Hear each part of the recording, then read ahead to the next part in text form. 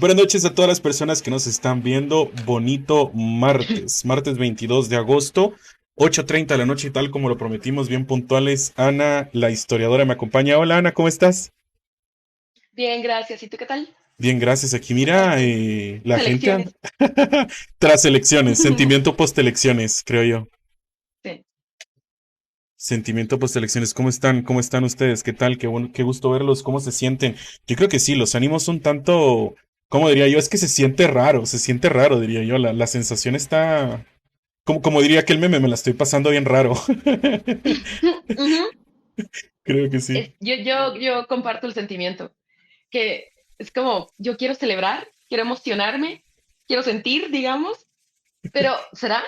Siento que estamos tan acostumbrados al fracaso que al final las cosas no salgan, que como que no nos damos permiso de emocionarnos mucho. Claro, claro, creo que es como, ¿cómo podríamos decirlo? Ha de ser alguna fobia que tenemos los guatemaltecos después de tanta cuestión ahora, solo estar así, pues, con unos cuantos días de felicidad. Y digo cuántos porque yo creo que hoy ya empezamos a ver que no van a aceptar la derrota tan fácilmente y que estos grupos de operación, pues obviamente tampoco están dispuestos a dejarla tan fácil, diría yo.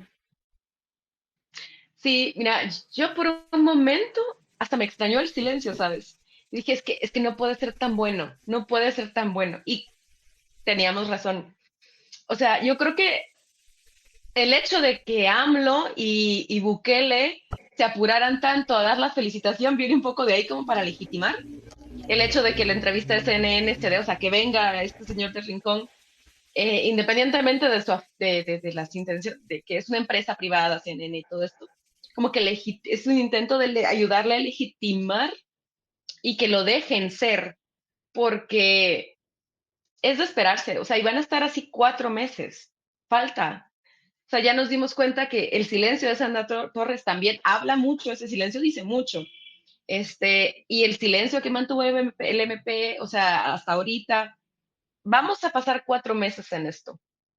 Ujú. Pero Claro, claro. acabo de estar escuchando la entrevista que le hicieron a ver, que está haciendo Fernando Rincón a Bernardo, y él dice, o sea, que el gran contrapeso vas a ser tú, por ejemplo, voy a ser yo, porque, o sea, lo que está o sea, sosteniendo más que toda esa legitimación extranjera son las personas, digamos, el apoyo tan masivo, tan vistoso, tan, tan de cohetes que ha tenido Semilla con las personas, con nosotros. Claro, y es que estábamos hablando al principio, antes de empezar este live con Ana, que tú no votas en la capital, ¿verdad? No, no, no, no, yo voto en Baja Verapaz. En Baja Verapaz. Y me estaba contando porque incluso platicamos ese día, ya que yo estaba en stream, yo iba de camino al obelisco y tú estabas en Baja Verapaz, pero me contabas también que sí se juntó la gente en el parque, ¿verdad? Sí, sí, sí. Mira, estuvo muy tranquila la votación.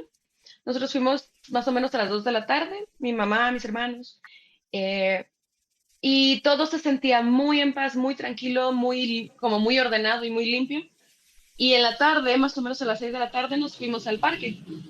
Y había un ambiente como festivo, pero tranquilo, muy ordenado. Pero luego de que ya se notó que las votaciones, sí, las personas se unieron. O sea, fue muy espontáneo, pero eran cuadras de personas caminando, seguidas de cuadras de motos, seguidas de cuadras de carros. Ajá. Toda la gente estaba muy contenta. De hecho, en Baja Verapaz, yo estaba en Rabinal, ganó Semilla. Ajá. Qué Fue muy tranquilo, bonito. muy ordenado. Sí. Sí, cabe recalcar Estuvo muy eso. bonito. Hubieron cohetes, todo el mundo quemó cohetes. Parecía, mira, yo en un momento sentí como que tenía que ir a ver algún regalo o algo por el estilo, o como que a las 12 tenía que dar el abrazo. Ajá. Pero sí, ajá, estuvo muy lindo. Sí, hombre, es que digamos, y como guatemaltecos, yo se lo decía, me encontraba ya algunos amigos en el obelisco, porque mientras Ana estaba en Baja Verapaz, yo estaba en el obelisco. Para las personas que me vieron por ahí, pues un saludote. Yo estaba en el obelisco y me encontraba unos amigos, y una de las cosas que decíamos era, no, nunca pensé estar, yo les dije, yo nunca pensé estar vivo para estar en esta época, les decía yo, una época donde la población pues, realmente se sintiera feliz, por así decirlo, de haber elegido a un presidente o más que todo a un movimiento como ellos mismos lo han dicho. Entonces decía yo, bueno, no pensé estar tan vivo ni tan joven, decía yo, me reía un montón cuando les decía a ellos. porque quiera que no, los análisis, el especular, el ver cómo va funcionando toda esta maquinaria política en Guatemala, pues sí nos ayuda, digamos, a hacer una proyección de cuánto tiempo realmente hubiera tomado que en Guatemala la población hubiera elegido a un presidente que ellos sí querían. Entonces decía yo, bueno, pues es impresionante y al mismo tiempo la gente estaba eufórica. O sea, yo miraba a la gente bien feliz. Incluso una de las cosas que más me dio risa fue que había unas personas con unas plantas gigantes, o sea, con unas hojas. Alguien puso ahí el nombre, si alguien tiene el nombre ahí en el chat se los voy a agradecer, pero andaban con unas hojas gigantes, iban caminando con las hojas, era bastante gracioso. La gente estaba muy feliz. Bernardo Arevalo estaba a unos cuantos metros de ahí de las Américas y mucha gente lo fue a recibir. eh, pero como te decía anteriormente, obviamente el hecho de que hayamos elegido un presidente no hace que toda esta energía o todo este pacto pues siga avanzando, por así decirlo. Y hoy nos despertamos, yo diría, con nuestro bonito segmento After Chamba. Con este es el que vamos a empezar este episodio 5 de La Chamba. Alocacias están poniendo ahí. Alocacias son las hojas que estaban llevando. Ahí si usted quiere buscar en internet qué es una alocacia, pues se va a dar cuenta que es una hoja que seguramente a las personas que lo llevaban les pesaba bastante porque era bastante grande, llamaba la atención. Eran grandes. Y otra cosa que también me dio bastante risa era que había alguien con una maceta, con un bonsai, creo yo, y hacían como que era la Copa del Mundo y hasta se agachaban y la levantaban. La gente estaba muy feliz y la verdad es que sí, o sea, independientemente de todo eso, la gente, pues eso, o sea, la felicidad lleva mucho tiempo. La gente, yo decía, desde hace mucho tiempo la gente no se junta en la plaza a celebrar, creo yo. Nos juntábamos para manifestar, nos juntábamos para pedir una renuncia, por una Ujú. aprobación de presupuesto, porque habían echado a un organismo internacional, pero nunca nos habíamos juntado a celebrar. Eso creo yo que cabe recalcarlo, a menos de que fuera una victoria de fútbol, porque eso sí, el obelisco siempre ha sido visto así como un reflejo de la victoria del fútbol. Y pues como tú lo Sí, decías, daban ganas de abrir regalos porque en la Navidad son los pocos momentos que tenemos los guatemaltecos de felicidad, ¿verdad? sí. Yo creo que somos un país que no está acostumbrado a celebrar. Ajá, creo que somos un país que por las mismas circunstancias de ausencia de gobierno, de ausencia de desarrollo, de mínimo avance, no tenemos chance de celebrar ni copas mundiales, ni medallas de oro, ni a pesar de que tenemos la posibilidad, pero claro, los de recursos se desvían, se usan mal. Entonces, como que cuando eso sucede, eh, es algo tan excepcional que a muchos de nosotros no sabemos cómo reaccionar. Y otros, o sea, vi bastantes TikToks de personas que decían es que yo jamás habría pensado que me iba a emocionar por un partido político. O sea, que yo voluntariamente me iba a ofrecer como fiscal. O sea, ¿cuándo en este mundo? Y es que, de hecho, o sea, hasta Bernardo lo estaba diciendo, o sea, Guatemala está cambiando, toda Latinoamérica está cambiando mucho. No podemos, y creo que si no, o sea, a pesar de que todas las circunstancias que armaron esta posibilidad, no necesariamente fuimos nosotros los causantes, mucho tiene que ver el gobierno, o sea, causas externas. Yo creo que es un momento perfecto, o sea, históricamente a nivel regional, y es un momento en el que tenemos una generación, un par de generaciones, digamos, desde los millennials, que eran generación de cristal, porque de todos nos quejábamos, básicamente estábamos cuestionando nuestras circunstancias, hasta los que son mucho más jóvenes, que ahorita tienen 20, que acaban de cumplir 18, que son así como, no, pues es que en este mundo no podemos vivir. Y entonces la juventud tiene muchísimo peso en este momento histórico y creo que les debemos un montón a los más Sí. jóvenes. Sí, yo veía una Sí, reflexión en Twitter que decía, lo dijo de una manera tan, lo voy a tener que parafrasear porque no me recuerdo de la cita exacta, pero básicamente decía que esta vieja política, digamos, esta cooptación de corrupción, todavía no se había dado cuenta que un montón de patojos con sus smartphones les habían votado todos los planes electorales que ellos tenían, o todos los planes de continuar, por así decirlo, porque sí se veía una sí. intención, todavía se ve cierta intención, pero sí, o sea, los jóvenes aquí ellos son los que van a levantar la copa, si es que en dado caso llega a existir una copa del mundo como lo hacían en el obelisco, creo yo. Mira, yo creo que ese es el problema de no tener memoria histórica, fíjate.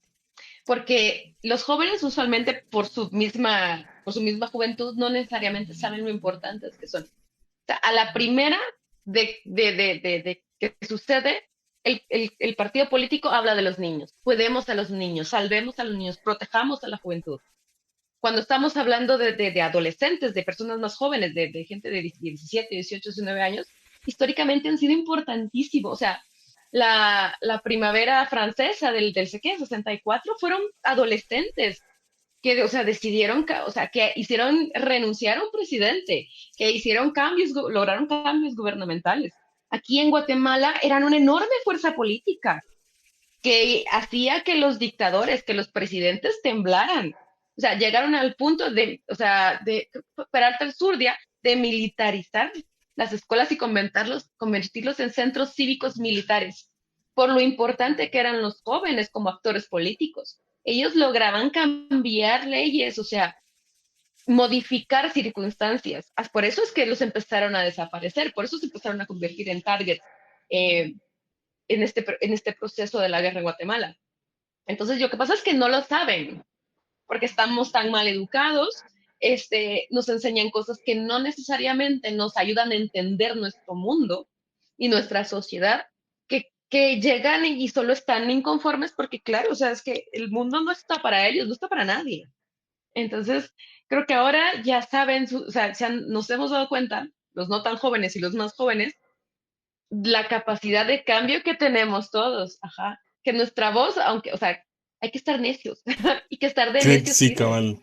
Hay que estar ahí insistiendo, insistiendo. Y cabal, o sea, sí tienes razón. O sea, los jóvenes, si algo tienen es esa fuerza, es la perseverancia de rebeldía. Considero yo que fue bastante útil para el país. Hablando sobre este tipo de luchas históricas que tú decías, hoy nos enteramos de una cuestión y es que Otto Pérez Molina nuevamente obtiene medidas sustitutivas. Y pues los titulares decían que podría salir de prisión. O sea, nos están avisando. Yo diría que no nos están informando, nos están avisando, pero al mismo tiempo, pues habría que dar un tanto de contexto. Al mismo tiempo, Otto Pérez Molina asegura que no tiene dinero para pagar las fianzas que tendría que pagar para salir en libertad.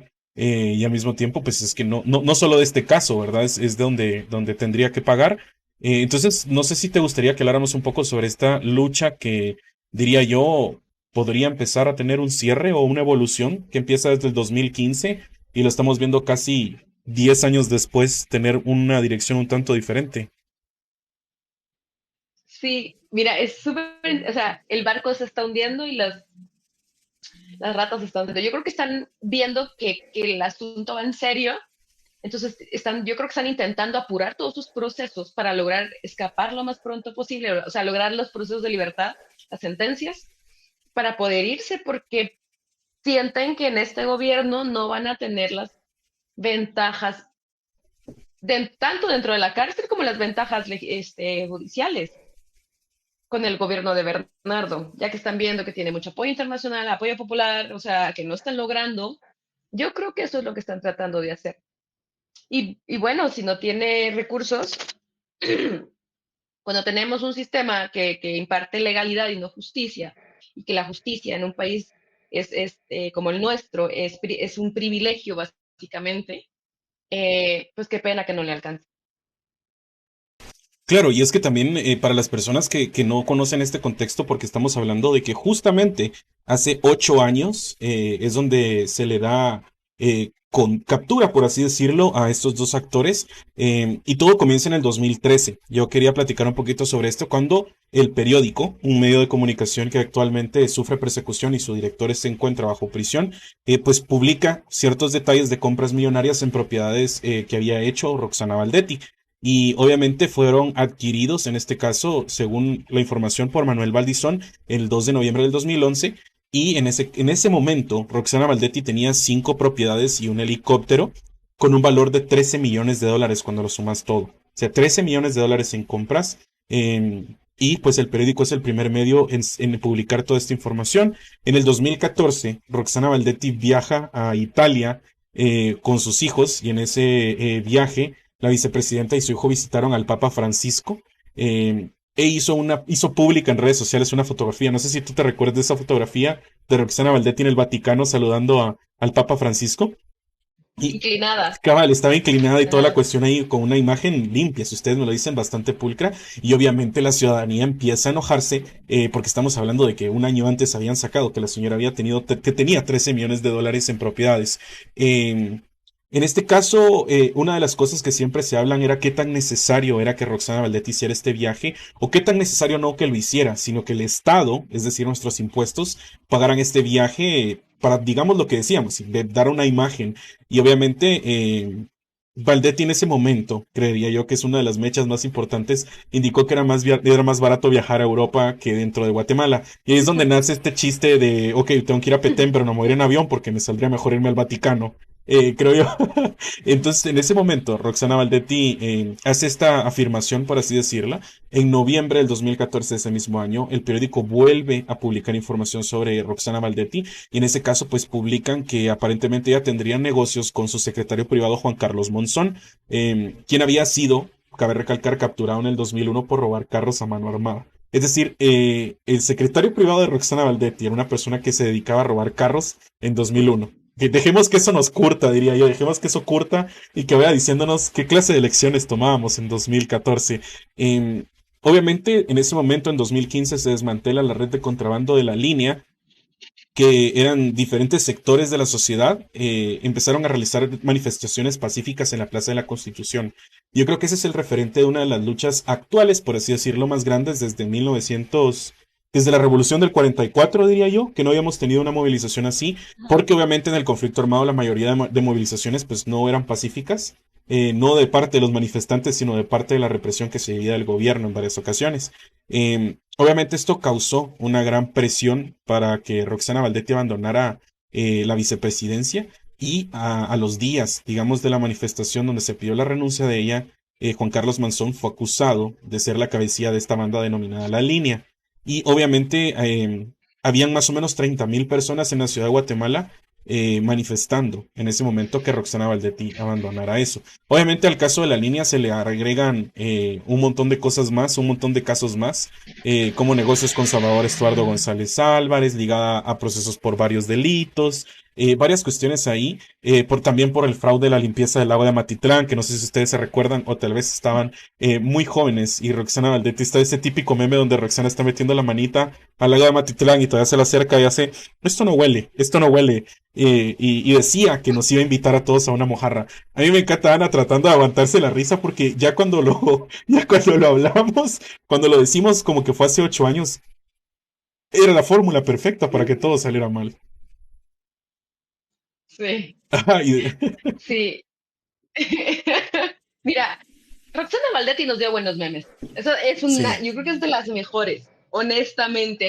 Ni nuestro comediante profesional logró ese nivel de frases tan célebres y memorables como doña Roxana Valdetti.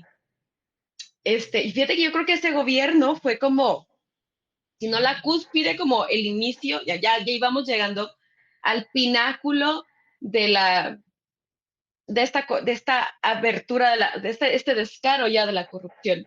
Porque el problema es que también tenemos que entender que nosotros somos una sociedad que no se queja. O sea, estamos tan, no sé si tenemos como un pequeño síndrome de Estocolmo, falta de autoestima, y como latinoamericanos también tenemos un sentido de inferioridad que nos quedamos muy quietos mucho tiempo. O sea, no estoy diciendo que sea nuestra culpa, pero como que aguantamos y aguantamos y aguantamos y aguantamos. Y cuando la mediocridad tiene cierto nivel, nos pasa lo de la rana, ¿va? Que aguanta en el agua tibia cuando no está muy caliente. Este, pero hasta nosotros, que somos como bastante tolerantes, bastante conservadores, quietecillos, tenemos un límite. Y yo creo que el gobierno de Valdetti fue así como de decir, no, o sea, espérate, dame un chance. Fue como el inicio de no, espérate, espérate. O sea, porque era demasiado el descaro. O sea, desde que el gobierno era afectado por conflictos amorosos, esa falta de seriedad, la vulgaridad de Roxana Valdetti como persona, es famoso que era profundamente grosera, era envidiosa de otras mujeres, o sea, que falta de profesionalismo el que tenía. La forma en que trataba a su personal, o sea, cómo manejaban el gobierno como que fuera una pareja de casados que se ponía celosa de vez en cuando. O sea, hay una falta de seriedad que tuvimos que ir tolerando eventualmente fue llevándonos como a una madurez de empezar a decir, no, es que yo no quiero esto. O sea, esto no me representa. Creo que ahí podemos decir que como que empezó una parte, aunque no, es innegable, o sea, no podemos negar la participación gringa en ese proceso. Acuérdate que el embajador de Estados Unidos Uy, en sí. Guatemala aparecía todos los días en la prensa. ¿Por qué? Misterios que no conoceremos. Así. Sí. Verdad es que tal vez obtendremos cuando Otto Pérez Molina obtenga su libertad y nos quiera dar una entrevista en la chambita.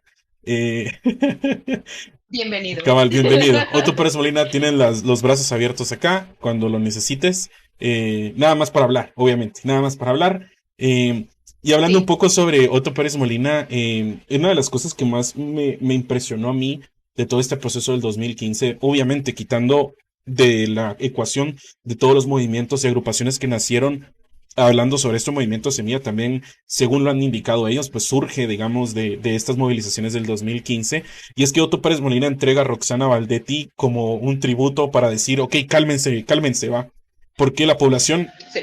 pedía la renuncia de Roxana Valdetti y de Otto Pérez Molina, pero en ese momento la prensa estaba en el cuello de Roxana Valdetti, sacando las propiedades. Y a propósito de esto, el 20 de agosto, es decir, hace 8 años, en el domingo, el Ministerio Público y la CICIG cateaban la primera propiedad de Roxana Valdetti buscando evidencias en relación con el caso La Línea. Y en ese momento, en ese mismo momento, al siguiente día, el juez Miguel Ángel Gálvez, que en este momento se encuentra, si no estoy mal, creo que renunció a su cargo o algo así parecido para evitar la persecución que estaba sufriendo, ordena la captura de Roxana Valdetti por delitos de asociación ilícita, el caso especial de estafa, defraudación a la nuera, cohecho pasivo, y en ese mismo día Valdetti se interna en el centro médico de la zona 10 capitalina. Algo bien común que hemos visto nosotros en varios actores políticos, y es que cuando empieza a moverse el mar, ¡pam!, un hospital. Entonces ya diríamos que la población podría empezarse a preparar para cuando el Ministerio Público toque cambiar, pues ir a hacer un cordón humano ahí a La Paz, a la zona 10, al centro médico. Seguramente van a llegar ahí más de algunos Ujú. con algún dolor de barriga, diría yo. El 25 de agosto, Roxana Valdetti es ligada a proceso y es enviada a prisión preventiva por los delitos de defraudación aduanera y lo que te estoy diciendo. Y con 132 votos a favor el 1 de septiembre, es decir, 5 días después, eh, el Congreso, la gente le decía una votación histórica, porque me imagino que la decisión de retirar la inmunidad a un presidente como congresista no ha de ser fácil y se obtuvo con 132 votos. Y al mismo tiempo, el Ministerio Público y la CICIG estaban presentando una orden de captura contra el expresidente Otto Pérez Molina. Em, pero Otto Pérez Molina decide renunciar a su cargo, presenta la renuncia y la presidencia confirma la renuncia horas después. Es decir, del 1 de septiembre le quitan la inmunidad al presidente Otto Pérez Molina. El Ministerio Público y la CICIG ya tenía la autorización para capturarlo, pero aún así él a la 1:20 de la madrugada o unas horas antes pone la renuncia, la aceptan, a la 1:20 de la madrugada la confirman y Guatemala amanece sin presidente el 3 de septiembre. O sea, algo histórico para todas las personas, algo que hasta diría yo la fecha de ayer no había llenado de emoción tanto a la gente, como el mismo hecho de quitar y al mismo tiempo elegir un presidente. Considero yo que existen estos dos matices que quería traer a colación porque al mismo tiempo se están cumpliendo 8 años de este acto y al mismo tiempo 8 años después Otto Pérez Molina sigue siendo beneficiado, podríamos decirlo, a la hora de que le están dando medidas sustitutivas. Sí, yo creo que, mira, ay, se me ocurren un par de cosas, pero también este cuestionarnos un poco la participación de estas empresas y de estas instituciones y prestarse por ese tipo de cosas. Por ejemplo, yo cuestionaría, ¿por qué? Porque el Papa tendría que recibir, cuando es sabidísimo la visión o sea, se sabe que Roxana Valdetti era una mujer corrupta. Eso era de conocimiento público para todo el mundo. Entonces, ¿por qué recibirla?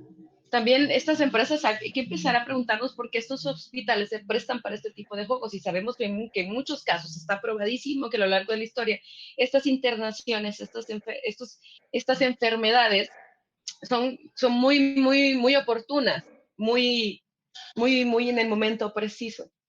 También me parece que creo que en ese momento no lo pensé, fíjate, porque cuando yo recuerdo estar parada en la sala de mi casa, oyendo en la televisión la renuncia de Roxana Valdetti, y si bien tenía sentido porque ella fue una mujer muy, muy presente en el gobierno de Otto Pérez Molina. Hasta se dice que ella era básicamente, eh, en muchos casos o en unas ocasiones, o sea, la jefa, o sea, que tenían igual cuota de poder a pesar de la diferencia de los cargos.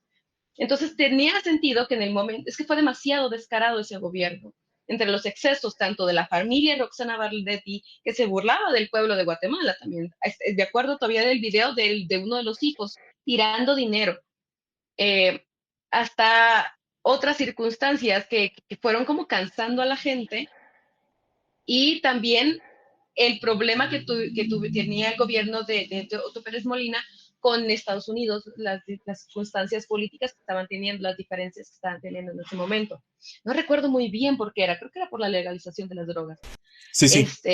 Entonces, sí, ¿verdad que sí? Entonces creo que esas cosas se juntaron, y es que, claro, mira, las revoluciones, estos procesos históricos tienen mucho de azar, de que tienen que suceder en el momento oportuno para que se puedan dar, porque solito no se puede, se tienen que como que juntar varias circunstancias y momentos para que se logren. Y yo creo que muchas de las personas lo estaban haciendo solo como para demostrar que estaban enojados, porque te llevábamos muchos años de no tener ninguna como victoria en ese sentido, como que teníamos muy claro que voto y voz no teníamos en estos gobiernos. Y creo que fue el primer chispazo que dijo, no, pues tal vez sí, porque a pesar de que era todos los sábados, como que muy con horario, muy organizado, eh, como que no amedrentaba, sí tenía peso porque se llenaban. Eran miles de personas las que cada sábado ocupaban su tiempo para decir yo no quiero esto. Y ahorita yo creo que lo que están intentando es apurar sus procesos para lograr liberarse todo lo que puedan, lo más pronto posible, porque creen que con Bernardo la cosa no va a mejorar para él. Y ya están haciendo uso de sus últimos amigos y sus últimas conexiones en el gobierno. Los Porque, últimos pencasitos, cabal. ujú, Qué interesante lo que contás, fíjate, y me encanta esto, los comentarios acá están hablando mucho sobre recuerdos que tienen sobre las cuestiones del gobierno de Otto Pérez Molina y ponen aquí el harinazo, el está re bonito, les juro por la vida de mi madre que ah, está muerta. eh, La gente recuerda yo mucho no el me harinazo. acordaba. Y les juro por la vida de mi madre que está muerta. Está bastante chistoso, la gente ya lo recuerda con un tanto humor, pero creo que nos acabas de dar una perspectiva nueva, como lo decías, y creo que es bastante interesante analizarlo. Más que todo, podría decir yo, porque antes de este gobierno, el gobierno que estaba a cargo era el gobierno de la UNE, era el gobierno de Álvaro Colón, era un gobierno que en ese momento también era tachado de ser de izquierda, de ser comunista. En ese momento todavía se usaba la palabra guerrillero, creo yo. Ahora usar esa palabra creo yo que ya está más viejo que la maña de pedir fiado en las tiendas. Entonces la gente sí la usaba mucho en ese momento y se firman muchos acuerdos. Tal vez uno de los acuerdos, bueno, la CICIG la teníamos desde el 2007, pero considero yo que siempre había sido este aparato que si bien no tenía resultados tan fuertes como los vimos en el 2015, pues sí representaban, digamos, esta figura que hemos tenido mucho tiempo los guatemaltecos como de, va, ahí está.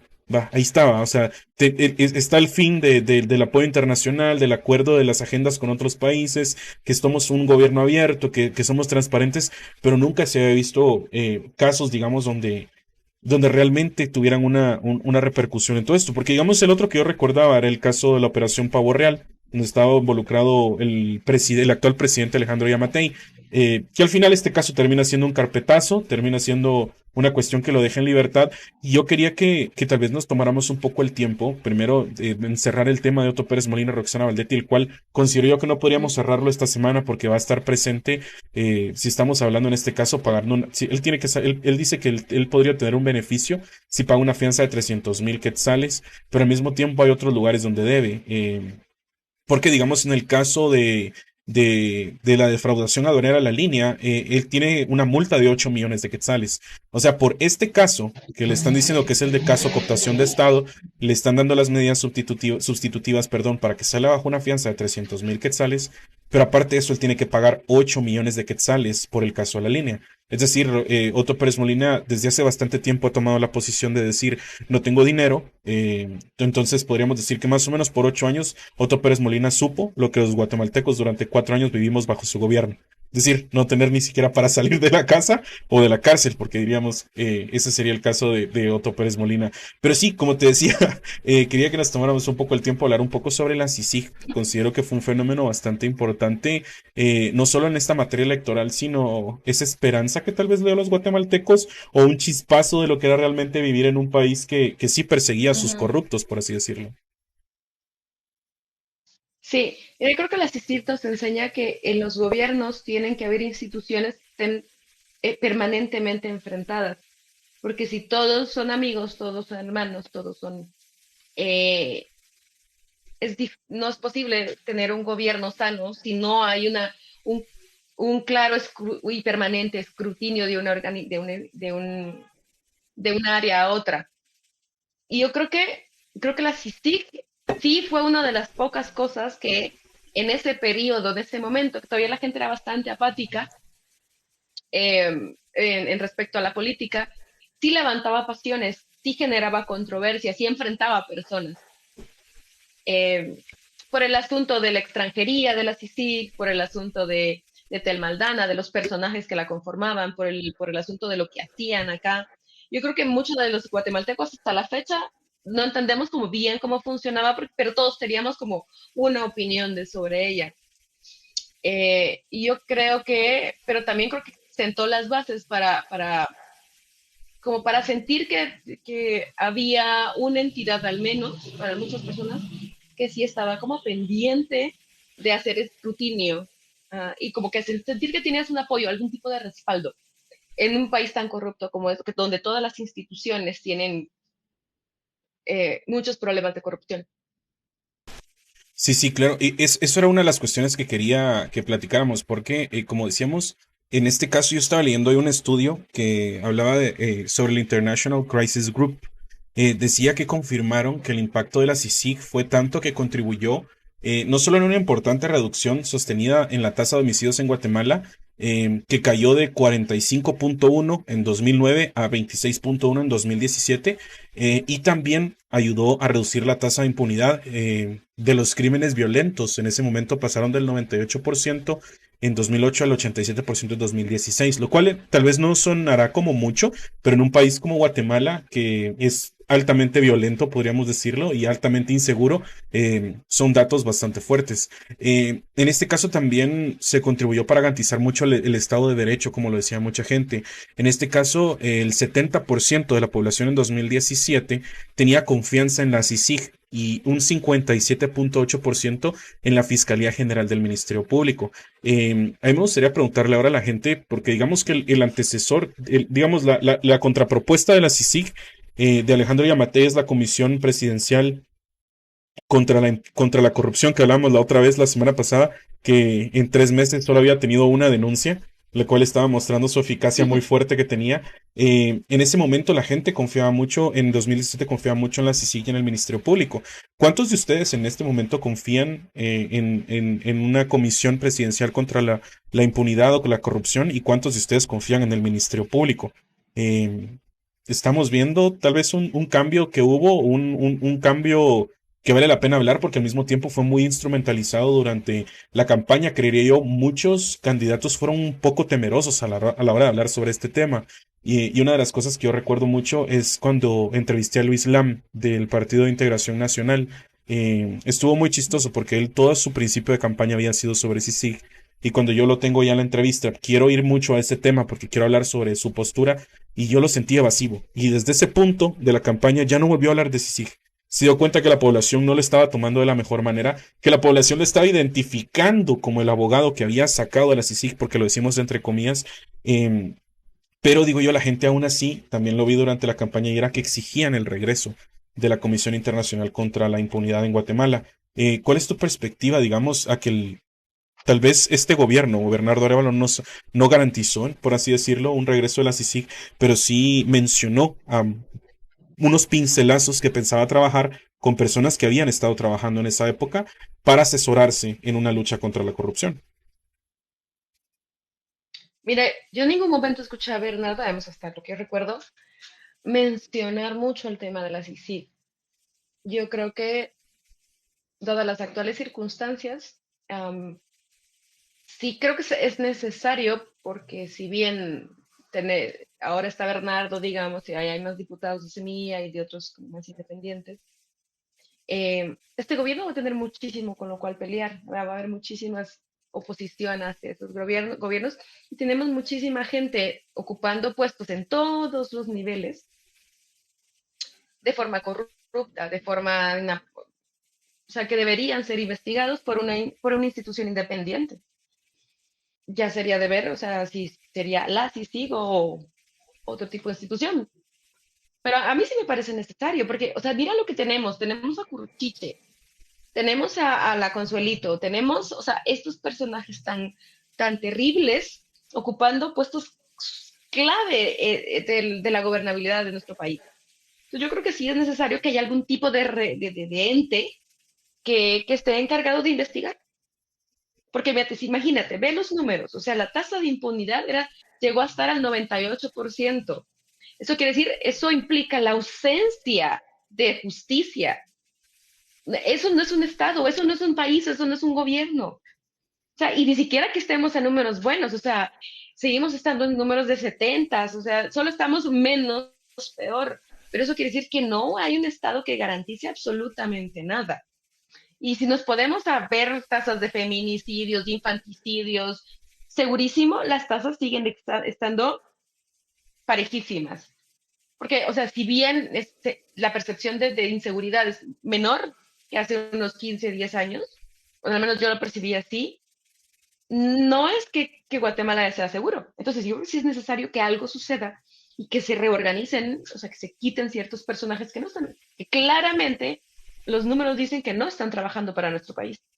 Sí, claro, exactamente. Y es que también creo yo que cabe mencionar que la CICIG, o digamos el fin de la CICIG, no solo era tener una alianza junto con el Ministerio Público en ese momento, una colaboración, vamos a decirle colaboración con el Ministerio Público para perseguir corruptos, sino en este caso, eh, yo diría, porque yo también retrocedí un poco en este contexto cuando estaba leyendo sobre este tema, y es bien chistoso porque en el momento en el que la CICIG es expulsada de Guatemala, o digamos, no se renueva su mandato, al mismo tiempo estaba sucediendo que Guatemala estaba siendo reconocido, o Guatemala estaba siendo reconocido como el tercer país seguro, se estaba abriendo una embajada en Israel.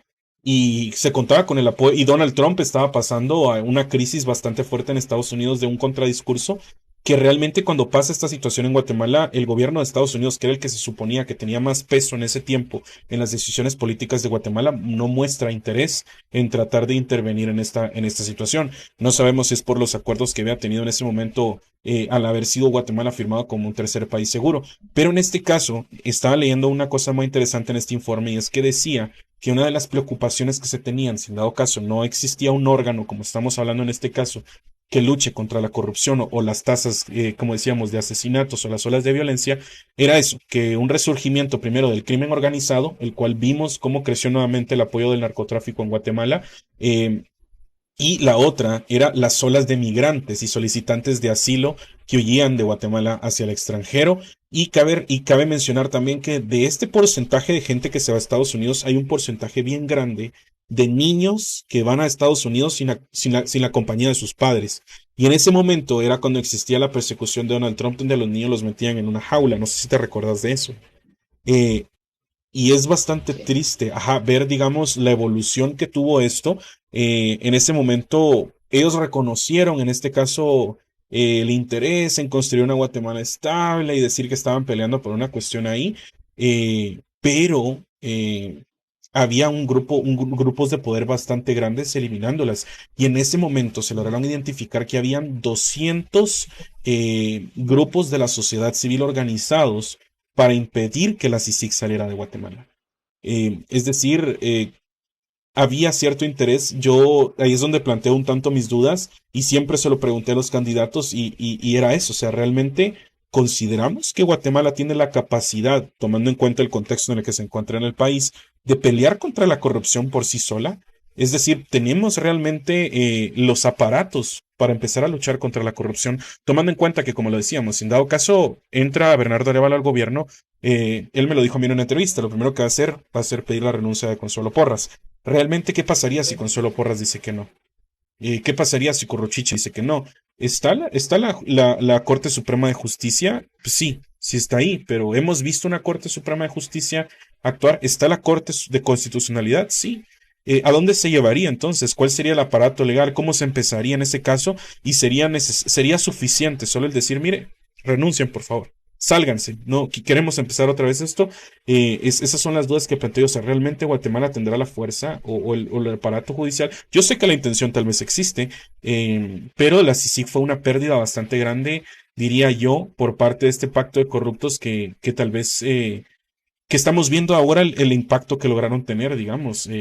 Y no solo eran investigaciones que veían eso, fue un periodo de 12 años, impulsaron reformas legales que otorgaban a los fiscales tener registros telefónicos, que ahora esos mismos registros telefónicos están siendo utilizados para instrumentalizar una persecución en contra de algunos actores. Existió también mucho esto de la colaboración eficaz, que era algo que en Guatemala antes no se había visto, porque somos muy jóvenes en materia de justicia y no lo veíamos en casos tan grandes. Recordemos, a Monzón era un colaborador eficaz, era un colaborador eficaz muy, muy fuerte, digamos, en este caso, porque fue el que ayudó muchas cosas de Roxana Valdetti y era algo que antes no se miraba. Y como tú lo decías también, o sea, tuvimos el año más violento de la historia en 2009 y en 2017 tuvimos una reducción de casi la mitad. ¿Tendremos entonces la capacidad de lograr reducir a la mitad nuevamente una tasa de homicidios? Bueno, mira, de todo lo que me decías, y creo que pasan bastantes cosas. Tenemos que ver que digamos, para gobernar tenemos que entender que la geopolítica es súper importante y que pues una golondrina no hace verano, Sí. en el Uf, sentido de que a nivel como instituciones tenemos que contar con la ayuda de otros gobiernos, tanto como para observación, como para validación y como para que vean lo que suceda y legitimación, son necesarios. Estados Unidos, ya sabemos que con Estados Unidos tenemos una historia bastante compleja, eh, bastante violenta, diría yo, porque Estados Unidos es la causa y la consecuencia en muchas ocasiones de muchos de los problemas que nosotros tenemos. Estados Unidos, a voluntad y a beneficio de ellos mismos, han puesto y quitado gobiernos que han sido históricamente muy prejuiciosos para nosotros. En el caso de la lucha contra la corrupción, este, eh, tenemos que recordar que mucha de la violencia que nosotros vivimos es a causa de la demanda tan exigente que tienen estos países de estupefacientes, de drogas. Digamos, y que nosotros tengamos una alta cantidad de personas migrantes tiene mucho que ver tanto con los tratados de libre comercio, que fueron muy, muy, muy desventajosos para nosotros. O sea, ese de libre no tiene nada, que causaron mucha pobreza. O sea, la migración empieza en los 90 con esta firma de tratados que se dan en toda Latinoamérica. O sea, más o menos desde el periodo de Arzú y todo esto, se empiezan a consolidar la privatización de nuestros países y empieza a ser necesario el flujo de personas. Ahí empezamos a ver lo de las patronas y lo del tren de la bestia, estas circunstancias. Y Estados Unidos si bien cuando le conviene y cuando es necesario se pone a regañarnos, digamos, a regañar a nuestros gobernantes, también los apoya, porque si nuestros países no son muy importantes o no tienen mucho peso a nivel geopolítico o internacional, pero lo que sí tienen es un voto en organizaciones como las Naciones Unidas. Entonces, cuando Estados Unidos los necesita utilizar para que voten a favor o en contra de ciertas circunstancias, entonces ahí lo tenemos presente. O sea, somos bastante utilitarios para ellos. Nos utilizan como piezas de juego de ajedrez. Eh, las maras también, que es algo que Guatemala vive muchísimo, las maras, son causa o sea, son generadas, o sea, las maras se generan, se crean en las cárceles de Estados Unidos. Son de estos primeros migrantes que llegan a Estados Unidos, que terminan viviendo en las partes más pobres los que terminan viviendo en los guetos, en Queens, en lugares así de pobres, donde hay una alta población afrodescendiente, afroamericana. que tenían estas gangs. Entonces, de alguna forma se integran y empiezan a profesionalizarse.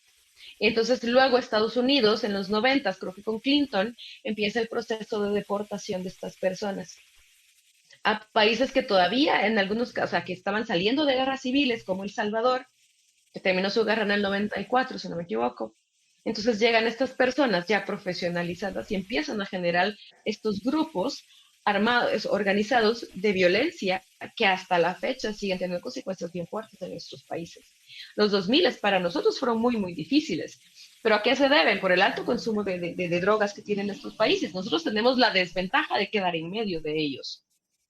Entonces, es un sistema muy complicado, pero a la misma vez, pues no nos viene mal el apoyo de Estados Unidos en este proceso político. Claro, hablando sobre eso, también tuvimos la validación del presidente de los Estados Unidos. La felicitación, ¿verdad? Sí, sí, sí. Aunque creo que la que importó más para muchas personas fue la de Bukele y la de AMLO. Y eso dice mucho a nivel geopolítico, porque, o sea, como que se siente que Latinoamérica está empezando a tomar más espacio a nivel geopolítico, a nivel mundial, digamos.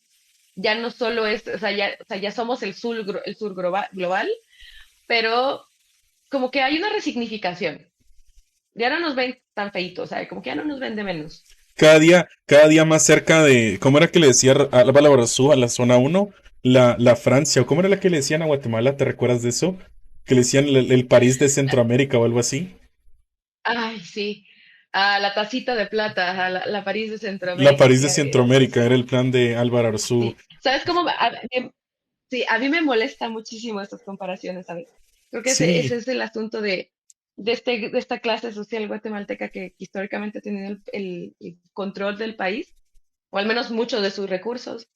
Es ese guanabismo tan aburrido. O sí. sea, el tratar de ser de otro país, de presumir que tienen pasaporte español, allá andan en los mundiales gritando Deutschland con la playera de un país cuya gente no sabe encontrarnos en el mapa, ¿Qué créanme, no parte lo de México es saben. esa?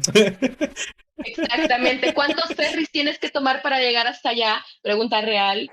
O sea, es, es, es ese guanabismo, o sea, nunca hay porque como históricamente se conformaron, eran acomplejados por no ser españoles peninsulares, digamos, desde los abuelos, si nos Claro, remontamos a la conquista, a la colonia, entonces sí hay como inconscientemente sí, soy guatemalteco, pero tengo pasaporte, o sea, pero mi abuelo, o sea, era gringo, bueno, ahorita ya los gringos ya están pasados de moda, pero ahorita sí, volvemos otra vez a era Europa español. otra vez es la aspiración. Ajá. Entonces, ¿en qué momento vamos a aspirar a ser Guatemala? Me pregunto yo. O sea, ¿en qué Sí, momento vamos a empezar? O sea, mira nuestros proyectos arquitectónicos. Cayala es una versión lavada de España. sí, sí, Lavada es... O sea, entonces, creo que tenemos que ya quitarnos ese sentimiento de copiarle a alguien más la identidad.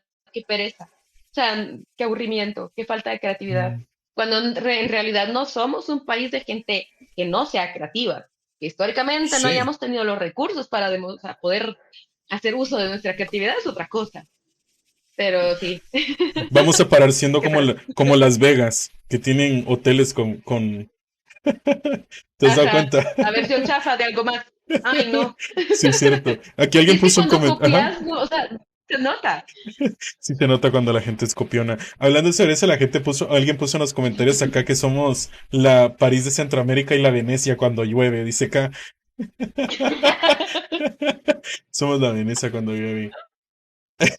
Vamos a nadar. Historias. Nadaremos. Existen historias de Titanic en Guatemala cada vez que llueve, patrocinadas por nuestro alcalde Ricardo Quiñones. Pasando un poco y cerrando este segmento un tanto amplio que usamos como introducción, llamado el prechamba, porque estábamos regresando un poquito en la historia. Ana, te toca el próximo segmento, así que por favor presentalo para que le empecemos a platicar sobre esto ya. Este, eh, El origen del la encuesta del meme. chat, No, no, no, perdón. el origen del meme, el origen del meme. Sí, sí, sí, sí, sí, perdónenme, es que estoy un poco confundida. Lo siento, no estoy acostumbrada. Hablando de Roxana Valdetti, ya que Roxana Valdetti es uno de nuestros personajes históricos, mágico, trágico, musicales más, más divertidos de las últimas décadas, que quisiéramos saber cuál es el meme, cuáles son sus 5 memes favoritos de las frases históricas, memorables y enmarcables de Roxana Valdetti, para ustedes. Aquí pusieron bastante gente lo de estar re bonito.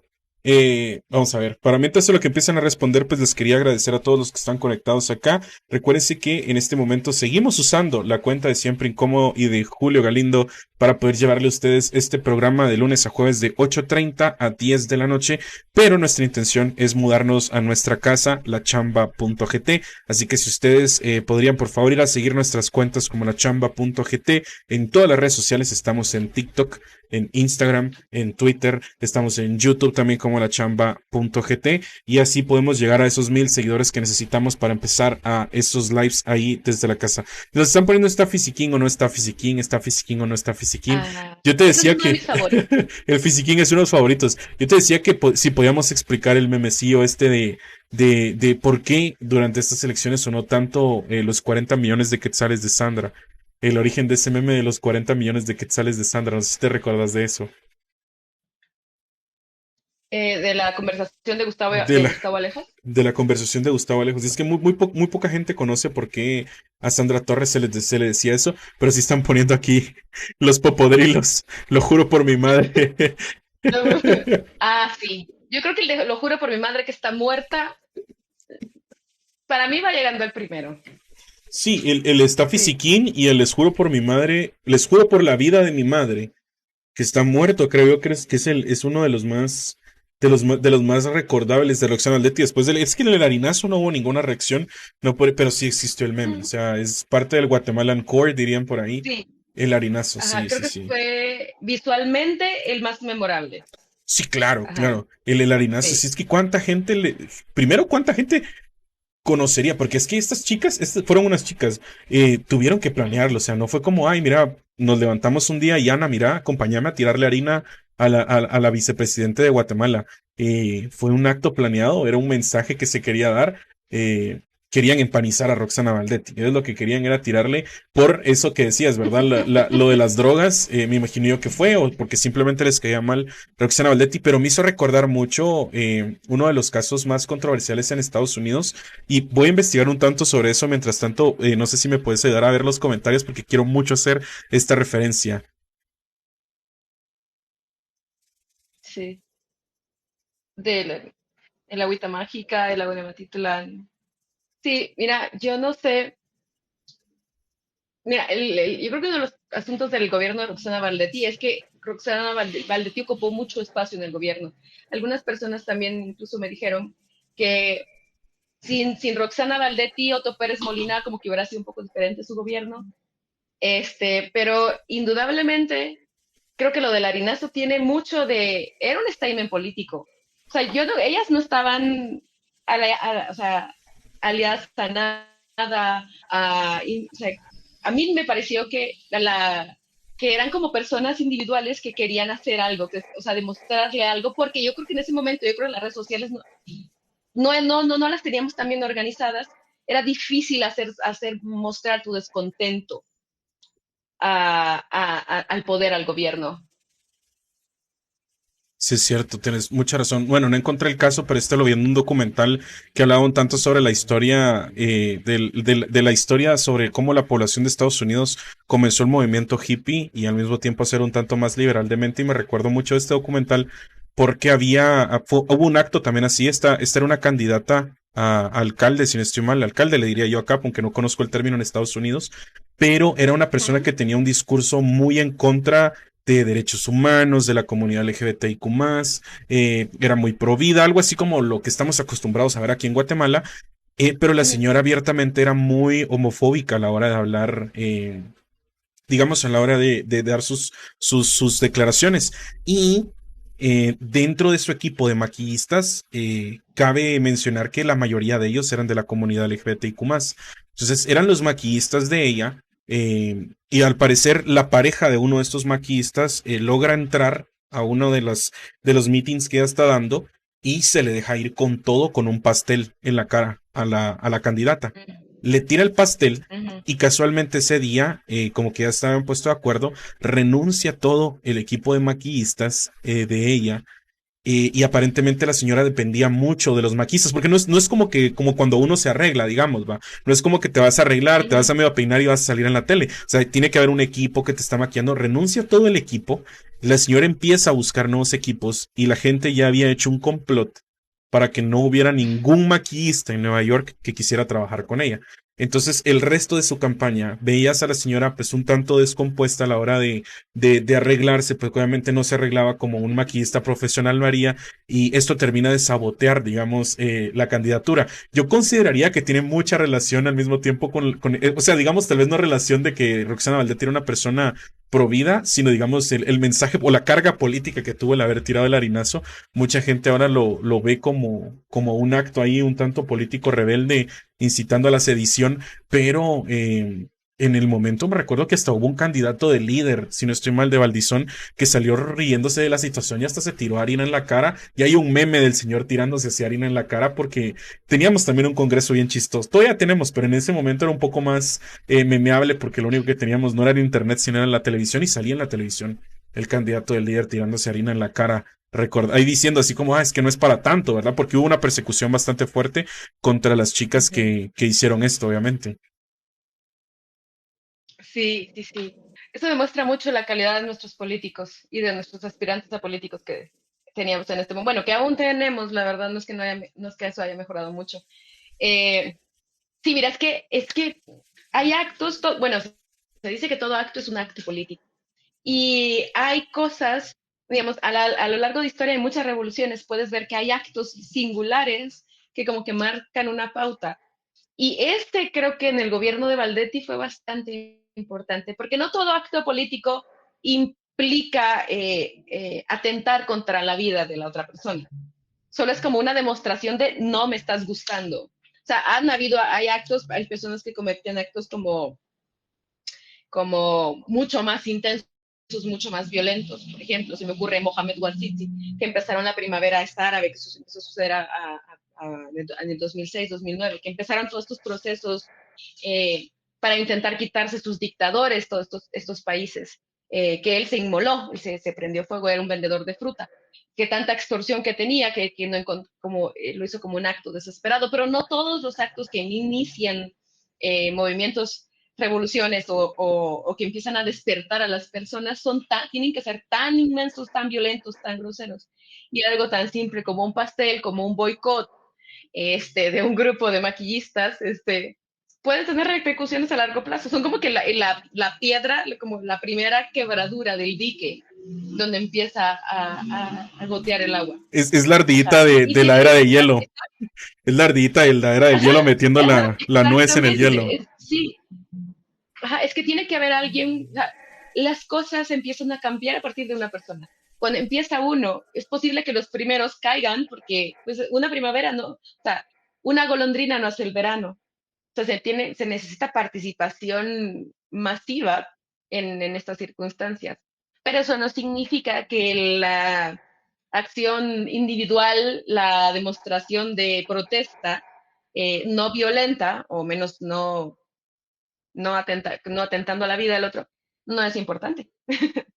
Y da muy Claro. buenos memes, ajá, muy buenas fotos para el recuerdo, ajá, Sí, sí. frases para pasteles, excelente.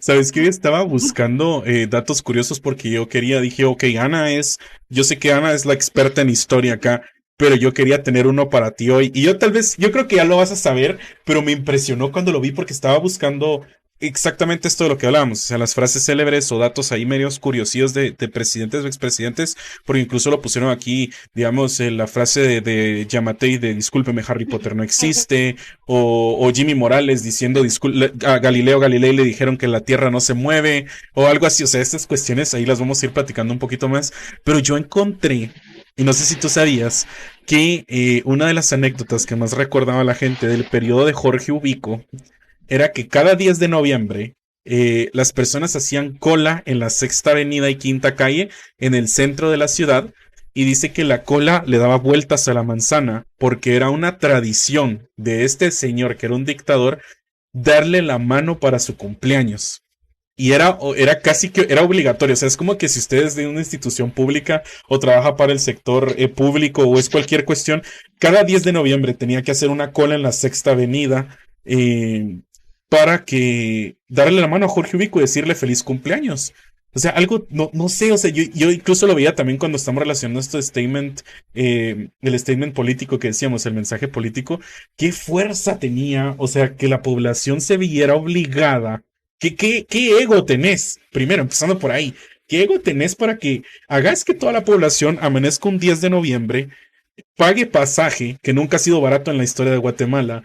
Las colas le daban vuelta a la Sexta Avenida. Eso quiere decir que tenías que llevar desayuno o incluso almuerzo para darle la mano al presidente y decirle feliz cumpleaños. Un presidente que era un dictador. Empezando por ahí, o sea, un presidente que no era un presidente así que digamos, un gran presidente, no es como que la gente estuviera emocionada de irle a dar la mano a Jorge Ubico. Pero imagínate eso, o sea, cada 10 de noviembre hacer cola en la Sexta Avenida y Quinta Calle, darle vueltas a la manzana para darle la mano a Jorge Ubico. Y no solo eso, él hacía conciertos. Hacía un concierto donde ahora está la concha acústica.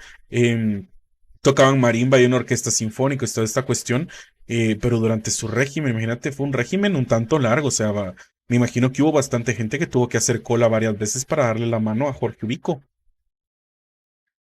Sí, mira, yo hace años hablé con Efraín Recinos, el artista, Uf, y él me contó para una tarea de la universidad hoy conocí la y él me envidia. enseñó unos, de hecho fue unos meses antes de que muriera, de hecho. Ah, Y estuvimos platicando y me enseñó unos dibujos y sí, ya estaba grande. Era muy simpático. Y me decía que cuando él se pone, cuando era, desde que era muy pequeño pintaba, dibujaba muy bien. Y su mamá le decía, que él se ponía a, a copiar las imágenes de la prensa, del periódico. Y en esas aparecía el Tata Presidente, ¿verdad? De Jorge Ubico. Y le decía, está bien, dibújalo, pero dibújalo bonito. O sea, había un nivel de control en Guatemala por parte del Estado hacia las personas que era increíble. El miedo genera muchas cosas y ese señor no dejaba ir una. Y él estaba convencido de ser amado. Y aparte no solo había que hacer cola y perder tu día laboral, había que llevarle regalo. Y cuidado y tu hija le gustara porque era sabido que les ponía casas y las tenía alrededor de él, quisieran o no. Entonces, es increíble ver cómo puede llegar los gobiernos a tener ese nivel de control de las personas, de la sociedad, hasta de las emociones, porque no, te toca felicitar, te toca aplaudir, te toca, o sea, rendirle culto y homenaje a una persona que no, a cuenta de qué. O sea, se supone que el gobierno debería ser para servirle a las personas, no servirse de las personas. claro. ¿Le darías la mano a O Yamatei? sea, ay, ¿por qué? Sí, ¿Por qué pero me piden eso? este, ya, y no, no, no, no, no, fíjate. No, Sí, no. No, siempre no, muchas gracias. no, sí, gracias. Ajá. Sí, Dice, gracias, yo por eso no visito, diría el Teco. yo por eso no molesto. Así. Sí, yo aquí me quedo. Yo mejor no voy En ni mi casa siquiera a la estoy. Chapultepec de Miguelito.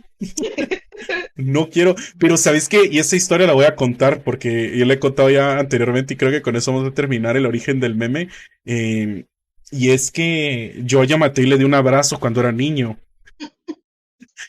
Mm, Yo a Yamatei lo conocí y le di un abrazo como niño, pensando que iba a ser un buen presidente. Ojo, ojo, era un niño, no me pueden juzgar de esto.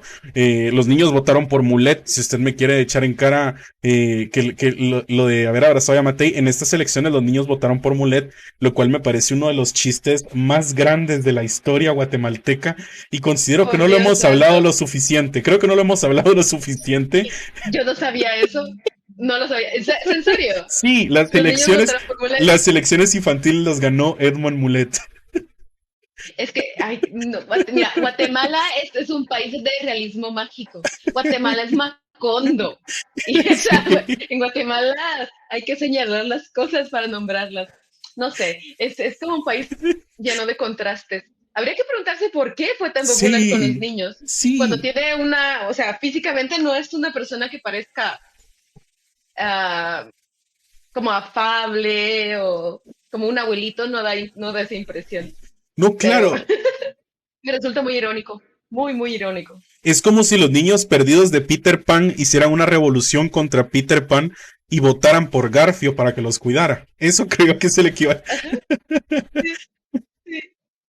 ¿Quién podría cuidar nuestro maíz? Creo que los cuervos. No, sí, los niños votaron en las elecciones infantiles a favor de Edmond Mulet.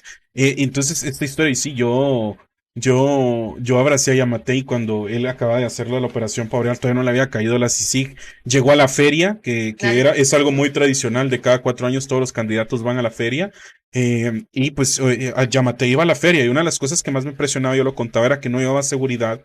El señor todavía estaba como muy fisiquín también y llegó y la gente se le tiraba, la gente lo apoyaba y toda esta cuestión y pues, un par de semanas después de eso sale el caso Operación Pavo Real, el señor cae, huye y tantos años después termina siendo presidente, pero regresando un poco al tema, la pregunta que le dejamos aquí al chat para cerrar este segmento es, no si usted le daría la mano a Yamatei en su cumpleaños, sino a qué presidente, por qué presidente usted daría cola en la Sexta Avenida todos los años para darle la mano y felicitarlo y quedarse a un concierto. Vamos a ver qué pasa acá. Pero sí, o sea, solo para que usted tenga ese dato, Edmond Mulet ganó las elecciones Bastante interesante. infantiles. Y la gente está hablando también aquí en los comentarios, y olvidé mencionar que la gente está admirando muchos tus refranes. ¿Cómo fue que dijiste el que no hace verano? Era un ave. Ajá, una golondrina no hace verano. Una golondrina no hace verano, no le daríamos la mano a Yamatei, y Edmond Mulet es el ganador de las elecciones Ya me infantiles. las lavé. No. Cabal. Dice Jacobo Arbenz o Juan José Arevalo. Arbenz. Mm, Sí, ah, Arbenz. Hay una foto que existe en internet. Vamos a ver si cuando hagamos el clipeo lo podemos poner acá.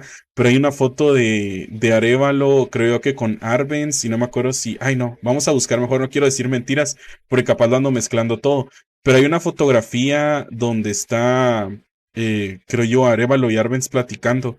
Y siempre me sonaba el ujú. meme de quiero ser uno de ellos, compartir con ellos, fumarme un cigarrillo. Yo también quiero, sí, sí, sí. Sí, mi favorito, yo sé, por quien yo haría cola sería pues principalmente por Arbenz, honestamente. Sí, a Arbenz le Mi debemos gallo. mucho. Sí, A Arbenz le debemos muchísimo. mucho. Durante todo el proceso de los 10 años de democracia y toda la revolución del 44, para mí es, si no el personaje más importante, uno de los más determinantes. Para mí es el personaje más importante de la revolución del 44. O sea, estuvo muy presente, incluso en el gobierno de Arevalo. En buena medida, Arevalo pudo gobernar gracias a que Arbenz estaba cuidándole que no le echaran golpe de Estado. Sí, claro, y el Ujú, equipo de Arbenz en ese momento era bien fuerte. Y hablando un poco sobre estas transiciones presidenciales, Yamatei ya públicamente dijo que está preparado el plan de transición y que también ya llamó a Bernardo Arévalo para que se cumpla el 14 a las 14. Eh, una de las cosas que a mí me gustaría mencionar, hablando un poco de Arbenz, es cuando en el discurso de despedida, una de las transiciones más complicadas en la historia, como lo hablábamos anteriormente, de la pieza tan grande en la revolución, fue cuando Arbenz renuncia y hace una transición de presidente pensando que con eso las aguas en Guatemala se van a calmar. Y él mismo lo dice, o sea,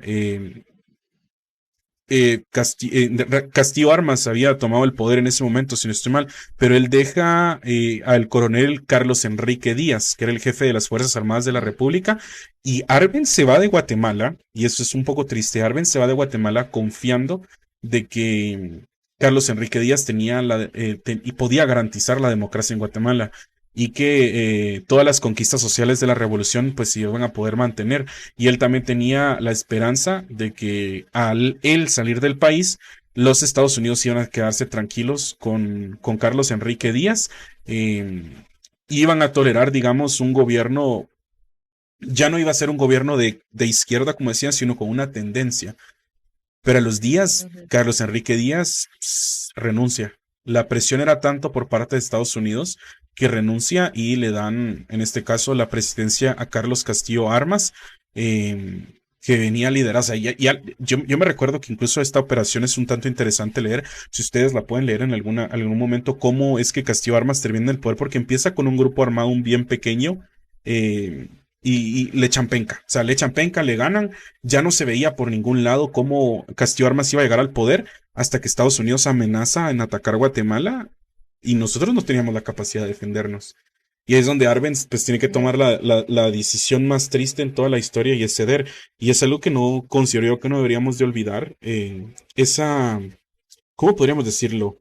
Porque mucho se habla sobre injerencia en Guatemala a veces solo para tratar de justificar algunas cosas, pero realmente Guatemala tenía sus primeros tintes de mantenerse como nación sin la necesidad de un país tan grande como Estados Unidos. Entonces es bastante, ajá, como, es bastante curioso ver cómo el gobierno da vueltas y no considero yo que no es que el gobierno de Estados Unidos tenga tintes ideológicos, sino ellos tienen que mantenerse como una potencia mundial. Ellos no es que estén convencidos de que de que en Latinoamérica existan olas de socialdemocracia, de progresismo, por así decirlo, sino saben qué es lo que viene.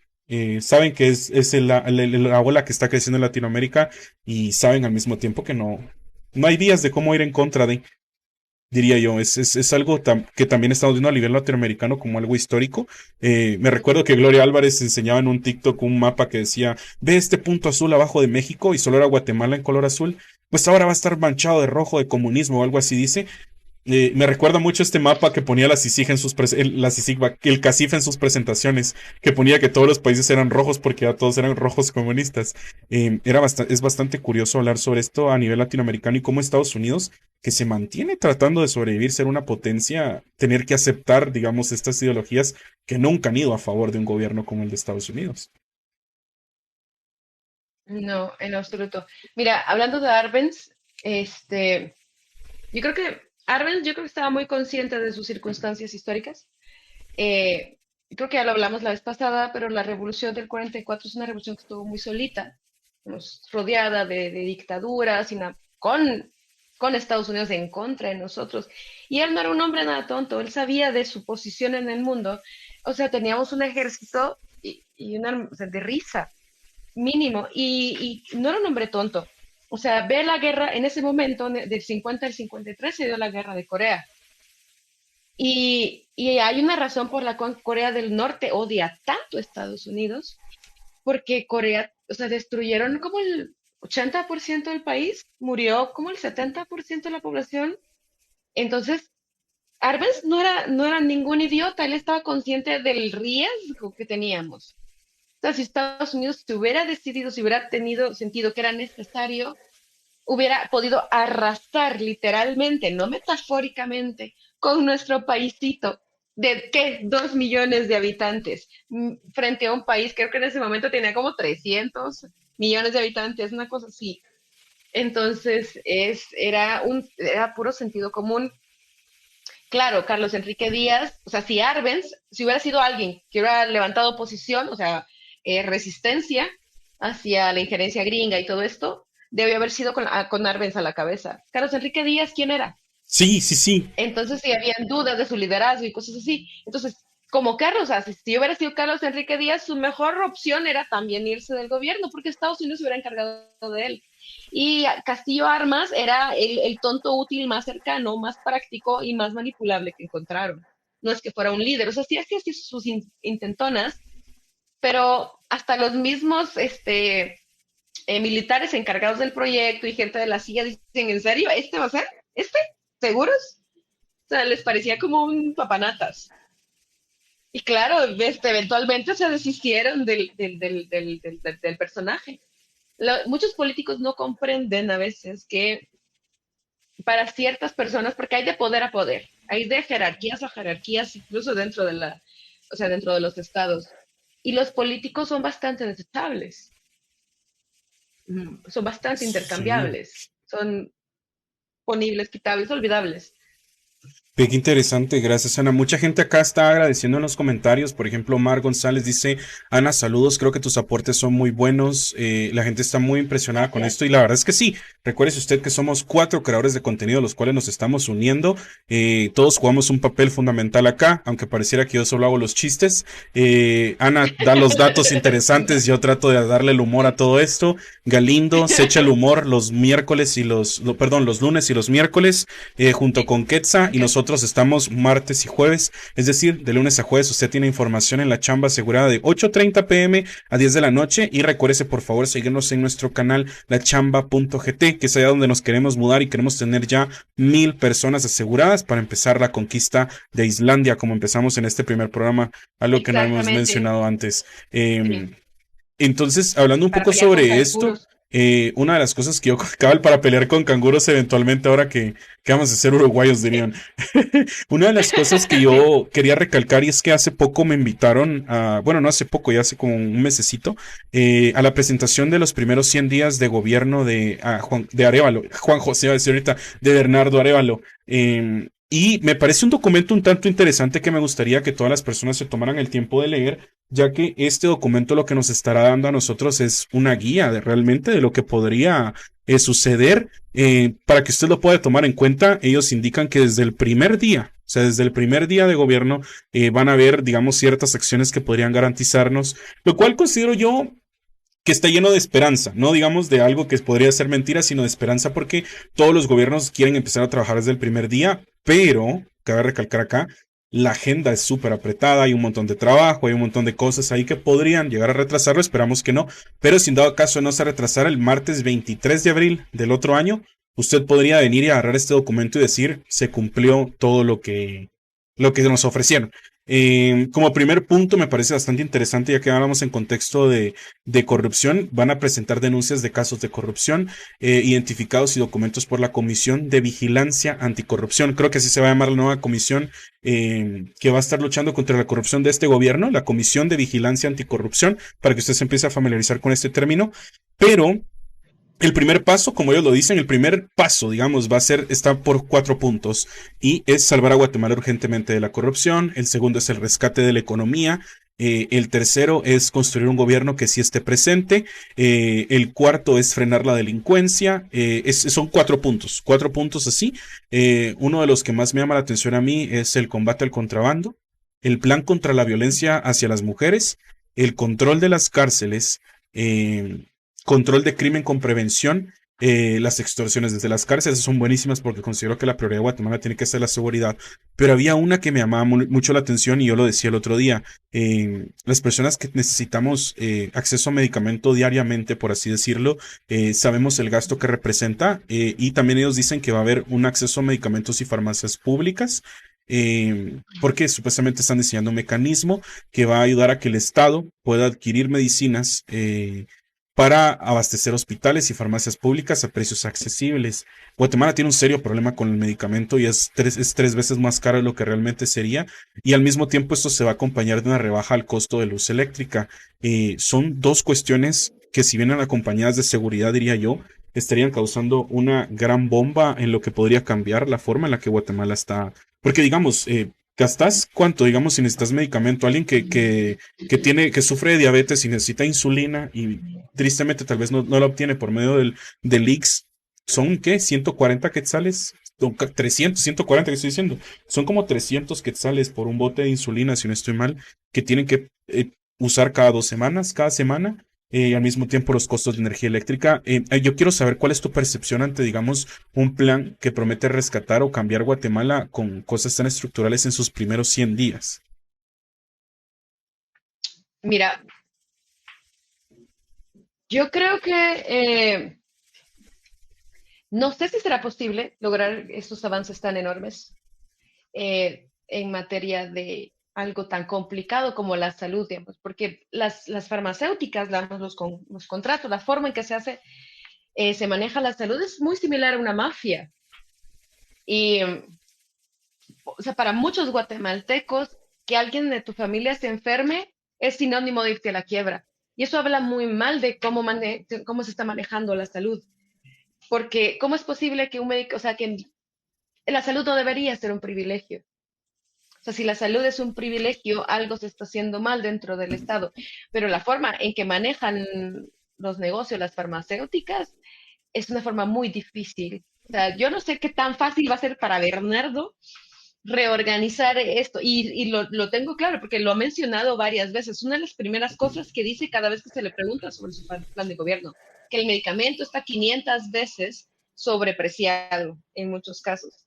Entonces, yo esperaría que sí, yo creo que si se tiene un plan bien organizado y no como promesas hechas al azar, como tenía Sandra, por ejemplo, creo que es posible hacer avances. Creo que hay instituciones, hay organizaciones que pueden apoyar eh, para lograr este tipo de cosas. Y la idea es como, hasta donde yo tengo entendido de una de las ideas de Bernardo, es rescatar todo lo que se pueda rescatar en estos 4 años, digamos, de lo más importante, salud, educación, vivienda. O sea, como que regresarle la dignidad a las personas de Guatemala, a la masa, a la base de la sociedad. Y otra cosa, decía él, era el diálogo, para dejar como un proceso de continuidad y no se haga lo que se ha hecho siempre, que es como cada 4 años se hace tabula rasa y se chapea todo y volvemos a empezar. Entonces, yo espero que le vaya bien y espero que funcione.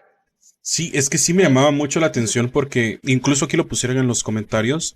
Decía acá, eh, Ujú, voy a regresar un poco esto.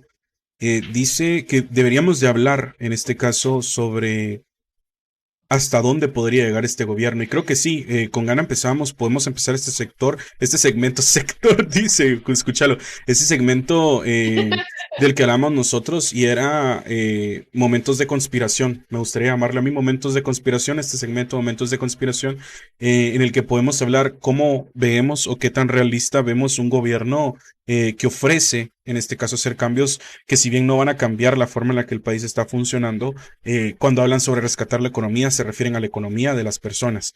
Es un gobierno que diría yo, no ujú. por primera vez no es pro empresa, como estamos acostumbrados, sino es un tanto pro población.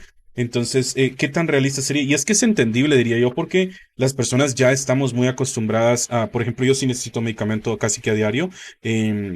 Y entonces, digamos, yo estoy muy acostumbrado a que si necesito eso, o es ir a levantarme a las 4 de la mañana, a ir a hacer cola a algún lugar donde me den el medicamento más barato para poder ir al Hospital San Juan de Dios o al Roosevelt, o es estar inscrito en el IX, que no mucha gente tiene la posibilidad y yo no estoy en ese porcentaje de poder estar registrado en el IX, o de mi bolsa tener que sacar el dinero al medicamento que es carísimo. Entonces, son cuestiones que cuando hablamos de eso, y cuando hablan de seguridad, pues tampoco se refieren a seguridad, digamos, del que esté dirigido hacia cuestiones dirigidas hacia empresas, porque las empresas también sufren de extorsiones, sino incluso se dice una creación de un nuevo comando policial con funciones de inteligencia, investigación criminal y prevención para el combate a las extorsiones, pero está dirigido desde las cárceles, ya que se conoce que la mayoría de extorsiones vienen desde la cárcel. Y uno de los datos más interesantes es que dicen, yo estaba leyendo hace poco, porque nos pasó hace poco acá, nos llama mucho, aquí nos llaman mucho, fíjate, y nosotros sufrimos acá mucho de esto, llaman mucho a veces y sabemos que son números que están buscando, digamos, información o algo así. eh, pero decía que solo el 5% de estas extorsiones eran reales, venían desde un grupo armado que realmente estaba buscando obtener tu dinero, las demás venían desde la cárcel. Es decir, seguramente, y no Ujú. estamos para averiguar si sí o no, muchas de las personas que se encuentran en Claro. una situación de extorsión, probablemente sea una extorsión a distancia, pero la gente por temor ya lo hace.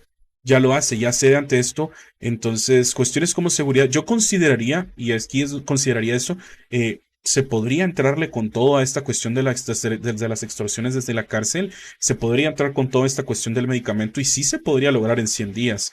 El combate contra el contrabando es lo único que me causa dudas, que sea posible lograrlo en 100 días. Eh, Eso es lo único que me deja, digamos, pensando realmente se podrá, porque esto del contrabando es un fenómeno bien grande y también lo hablamos, o Ujú. sea, la gente conozco gente que se dedica al traspaso de eso, por lo mismo de que cuando vas a los mercados, pues vas conociendo a la gente y una señora me decía, es que aquí vino, y lo voy a decir así, porque es un chisme, o sea, es un chisme y por eso se llama momentos conspiranoicos. La señora me decía, ¿cómo se llama? Es que la Sandra nos está ofreciendo que podemos pasar de todo. Así, así, o sea, la Sandra nos está ofreciendo que vamos a poder pasar de todo y eso a nosotros nos sirve. ¿Por qué? Porque si lo compramos ya Mm. aquí en Guatemala nos lo dan caro, pero si lo traen desde allá es más barato.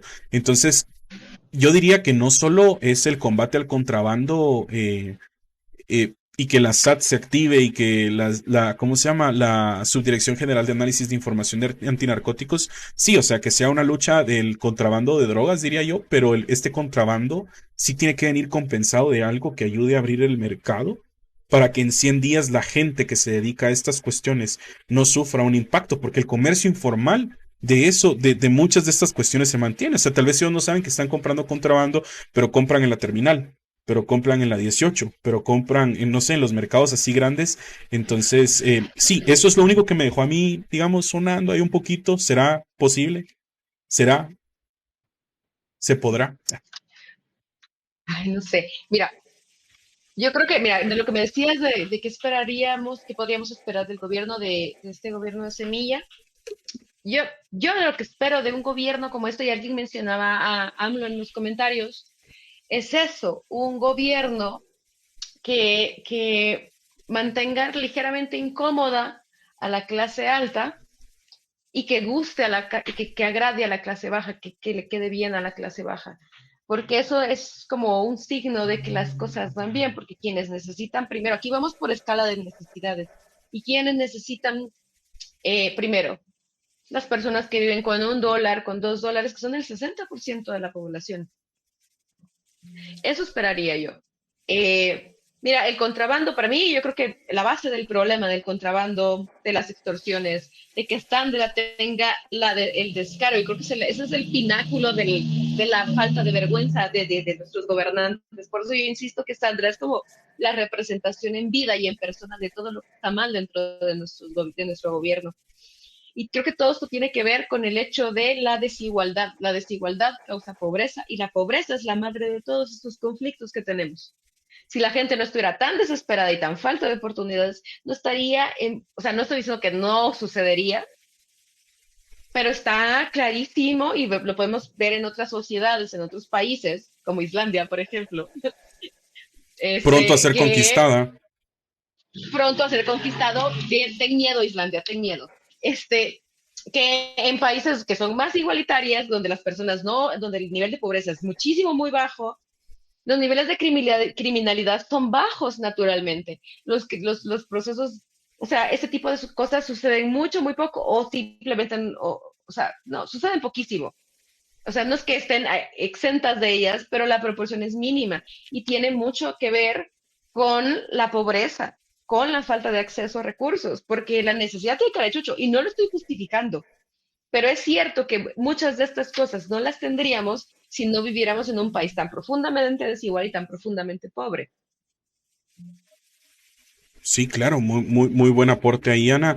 Y digamos, este es, con esta reflexión de Ana cerramos el momento conspiranoico del día, que era el que decíamos, el chismecito este. Y una de las cosas con las cuales tal vez me gustaría concluir, y es esta noticia que nos surge, y las personas han estado esperando que hablemos sobre esto, y es el actuar del Ministerio Público, que digamos ya se esperaba que hicieran, digamos, algunas cuestiones ahí, pero si era, quiera que no, la gente ya está un poco en alerta, y es que el Ministerio Público pidió quitarle la inmunidad o una solicitud de antejuicio contra el registrador ciudadano del Tribunal Supremo Electoral. Entonces las personas vienen y traducen toda esta situación como que el Ministerio Público ahora nuevamente está buscando de alguna forma atentar en contra de Semilla, pero y aquí es donde tenemos que decir, pero estas acciones penales en contra de Ramiro Muñoz, que es el registrador de Ciudadanos del Tribunal Supremo Electoral, es por el caso del Partido Prosperidad Ciudadana no de Carlos Pineda, porque el partido no era de él, pero sí se indica acá que no se tuvo que haber inscrito al partido y aparentemente esta persona pues habría, digamos, inscrito a este partido. O sea, dice que hay una irregularidades presentadas porque el partido Cambio de Manuel Valdizón alegó ante la Sala Sexta del Tribunal de lo Contencioso Administrativo y por eso es que, digamos, dejaron en suspenso las actuaciones de la Asamblea Nacional Ordinaria del Partido Prosperidad Ciudadana. Entonces, según lo que se indica, Prosperidad Ciudadana no presentó informes económicos, los listados de firma de los delegados y se incumplió con la representación de minorías en la actividad. Dice que en este caso, por eso es que se está solicitando quitarle la inmunidad a esta persona. A mí lo que me causaría, tal vez no nos hubiéramos salido al momento de la conspiración, es que tal vez podría incluso existir una un deseo de poder coaccionar a esta persona para que sí llegara a repercutir contra esto. ¿Por qué lo digo yo? Es porque el caso contra Semilla pues sigue abierto, o sea, sí existe un caso, Ujú, ya se dijo ujú. anteriormente que independientemente de los resultados, se van a girar órdenes de captura contra algunos miembros del movimiento Semilla que tal vez no vayan a garantizar, digamos, que la candidatura no se oficialice, sino debilitarlo. Considero yo que ese sería el tiro acá, esa sería mi reflexión, diría yo. La población sí tiene que estar pendiente, no podemos estar confiados porque obviamente no se han oficializado los resultados. Incluso el hecho de que no se han oficializado los resultados, la actuación del Ministerio Público el día de hoy y toda esta cuestión que está girando entre esta tensión, pues causa que el movimiento Semilla cancele o posponga, por así decirlo, la celebración que tenían planeada hoy para las 4 de la tarde en la Plaza Central, donde en teoría iba a llegar Bernardo Arévalo a agradecer a la población y toda esta cuestión se pospone. Entonces, yo tal vez lo cerraría con una pregunta y es, o sea, aparte de la oficialización de datos, ¿qué más esperaríamos para empezar a hablar ya sobre 4 meses para un gobierno nuevo, diría yo? Mira, yo creo que tenemos que estar preparados y creo que esto es como, es un buen tema para cerrar.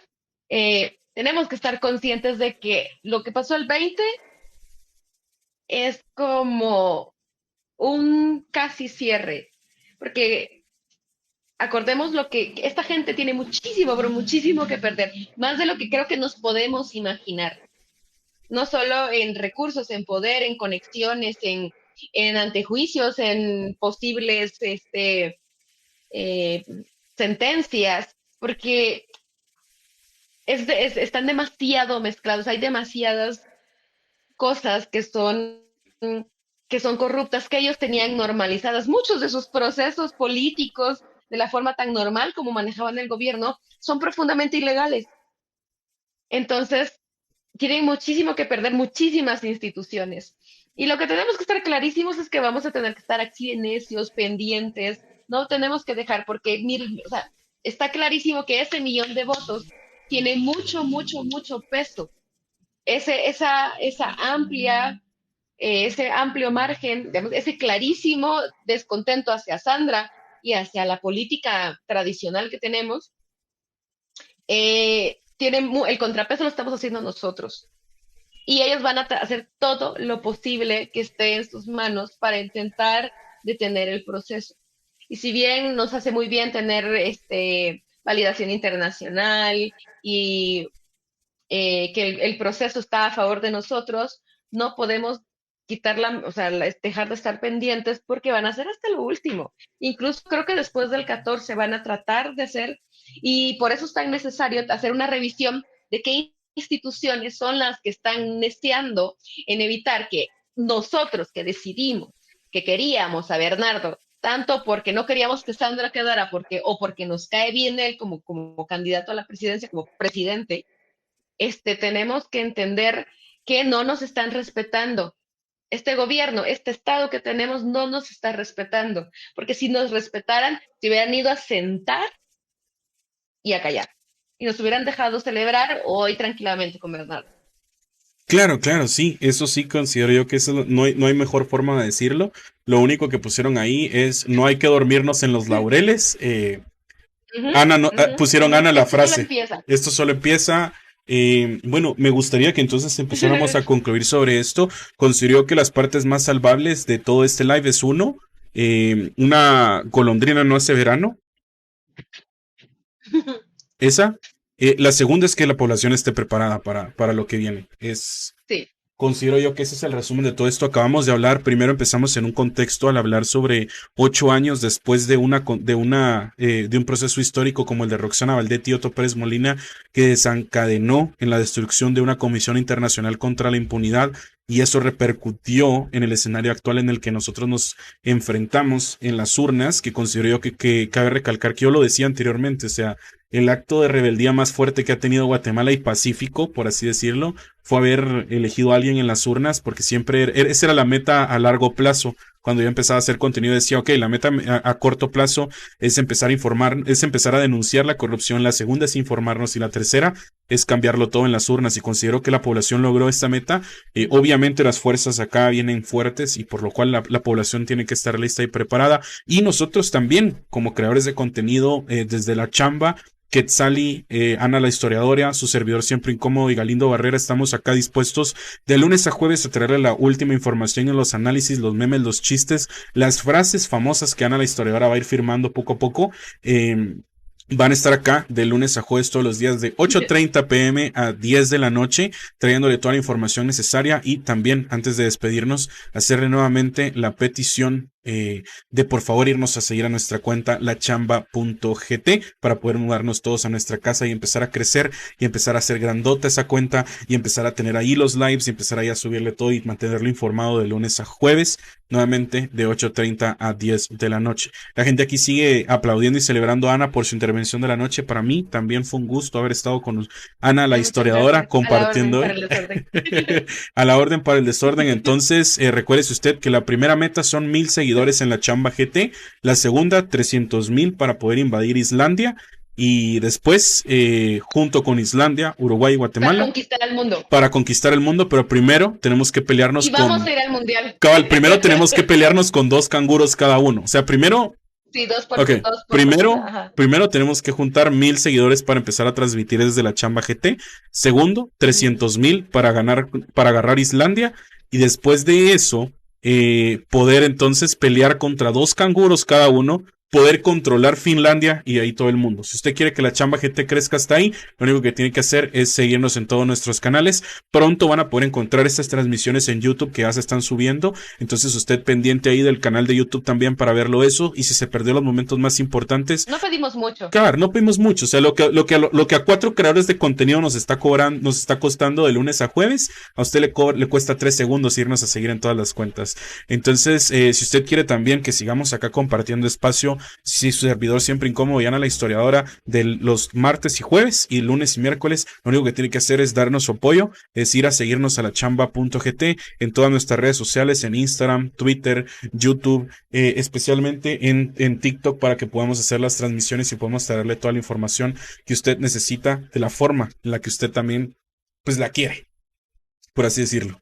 Ana, para mí fue un gusto haber compartido contigo hoy este martes 22 de agosto y espero el jueves también estar acá para seguir hablando de estos temazos. Igualmente. Hombre, sí, Sí, nos vemos el jueves para seguir conquistando el mundo. para seguir Me conquistando parece el mundo. perfecto. Feliz noche Síganos en la entonces. página de la chamba y vamos a subir los clips más, los highlights de la noche. Hasta feliz noche. No, hombre, igualmente Saludos a feliz todos. noche. Saludote a todos. Hasta la próxima. Bye bye.